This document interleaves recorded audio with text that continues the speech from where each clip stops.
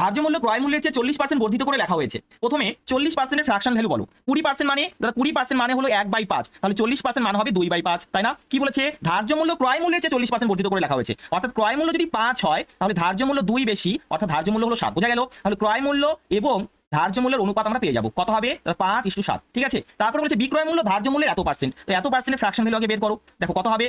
2 × 73 যোগ 1 মানে 147/200 চলে আসবে, তাই না? কি বলেছে? বিক্রয় মূল্য ধার্য মূল্যের, ধার্য মূল্য যদি 200 হয় তাহলে বিক্রয় মূল্য হবে 147, তাহলে 200:147। ক্লিয়ার? এবার দেখো এটা একটা সাকসেসিভ কেস না? Cost price, mark price, mark price, selling price. তাহলে সাকসেসিভ কেসের ক্ষেত্রে আমরা প্রথম পদ আর শেষ পদের অনুপাতটা পাই, তাহলে CP/MP পেয়ে যাবো। কি করে পাবো? এদেরকে গুণ করো 1000 আর এদেরকে গুণ করো, এদেরকে গুণ করলে কত আসবে? 7 7 49, 7 14 98, 98 আর 4 102। ঠিক আছে, তাহলে কত লাভ হলো দাদা? 29 টাকা লাভ হলো। কত টাকাতে দাদা? 1000 টাকাতে। তাহলে পার্সেন্টেজে কত হবে? 100% গুণ করে দেবো। দুটা শূন্য কাট গেল, অর্থাৎ আমাদের উত্তর হবে 2.9%। বুঝতে পারলে?